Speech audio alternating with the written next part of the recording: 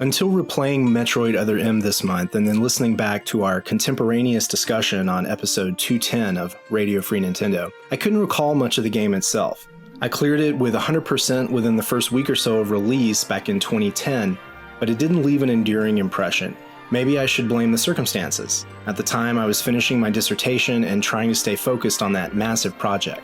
Now that my memory is freshened up, I'm inclined to believe that the game's transience is also due to recycled ideas and a dearth of truly exciting new experiences. Still, there are many smart aspects of this direct follow-up to Super Metroid. While its most valuable additions to the franchise are subtle, they could influence upcoming games like Retro Studios' long-awaited Metroid Prime 4. Back in 2009, we were spoiled by 3 Prime games released over a span of just 5 years. I love those games as much as anyone, but it was clear that Metroid needed to reconnect to its roots as a fast-scrolling action game. From that angle, Other M is wildly successful. It reclaims the fast, snappy, twitch-reliant aspects of classic Metroid games, and finally provides a context for realizing Rippers, Speed Booster, Screw Attack, and other franchise favorites that were never convincingly implemented in the Prime spin-off series. Smart updates to health and missile stocks raise the stakes during combat and eliminate stockpiling. That's not to say the modernized classic design is always successful. Other M is entirely 3D, but full appreciation for the volumetric design is limited to stationary, slow, first-person viewing. The primary zoomed-out action feels more like a 2D game with extra depth. Rooms that rely on 3D platforming can be frustrating, sometimes confusing. The controls absolutely harm any sense of immersion, as moving Samus freely with the D-pad lacks both the comfort and precision we've enjoyed in most 3D games since the N64 launch 14 years earlier. It doesn't help that Other M neglects another core tenet of the franchise. Exploration is passively discouraged throughout the story. Map segments and objectives are revealed in small portions gated by nearby save rooms, and that repetitive sequence feels more like funneling than like a breadcrumb trail. Even though the game never lets you wonder where to go next, navigation between sectors to the next objective is confusing. The map is not very useful. It's a 2D projection and doesn't autofill as you explore. The minimap and pause screen map don't correlate very well, so it's easy to become disoriented, even or especially when actively monitoring both maps. Metroid Prime had a more sophisticated map interface 8 years earlier, and this game would have benefited from simply copying that feature. Storytelling is the most distinguishing feature of this Metroid game. Eschewing the atmospheric storytelling that its predecessors pioneered, Other M introduces several speaking characters and extensive narration by Samus herself.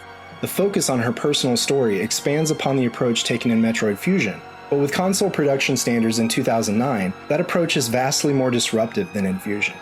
I can't recall another Nintendo game that spends this much time in cinema scenes. Many are so lengthy that I set down the Wii Remote, and the worst are so dull that I sought distraction on my phone. Whether despite or because of the technical limitations, Super Metroid tells a more interesting story with barely 2 sentences of text and voice. Looking back at Nintendo World Report's forum users' feedback on this topic, several people were quick to point out that the quality of production on these scenes was at or above industry standards of the time, and they're right.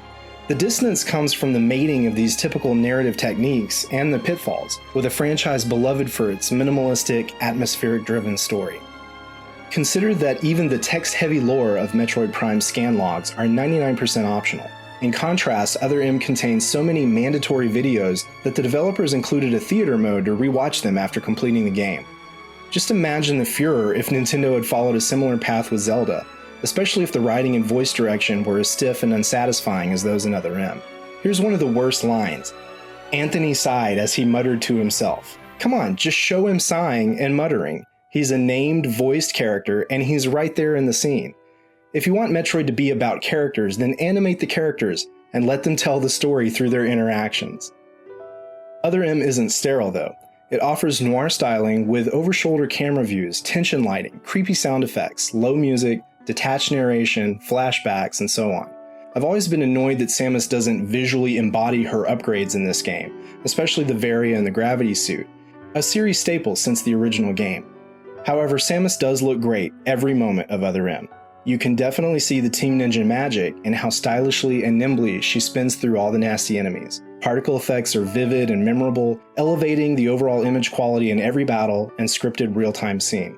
Visually, Other M targets classic sci-fi films of the late 20th century, with villains to match. These cues suggest larger themes intended for the game, and if the story's mysteries were more compelling, maybe it could have worked to bring a fresh, interesting new take on Samus and her adventure on the bottle ship. Ultimately, the story's build-up to reveal the fate of Commander Adam Malkovich is all for naught, as he drops out of the story with a most ill-conceived, flaccid use of the heroic sacrifice trope. Whatever interest Metroid Fusion engendered in Adam's relationship to Samus, the potential is wasted by Other M's mishandling of their shared past. This entry may always be canon, but based on my recent trip through it, I'm ready to leave Other M in the past and look ahead to better developments for the cherished Metroid saga. This video was made possible by our generous supporters on Patreon. Did you know that Nintendo World Report is funded directly by fans like you? When you support Nintendo World Report on Patreon, you get immediate access to multiple exclusive podcasts every month, exclusive Discord channels, an early look at select content, and more, all for as little as $1 a month. Check out patreon.com/NWR for all the details.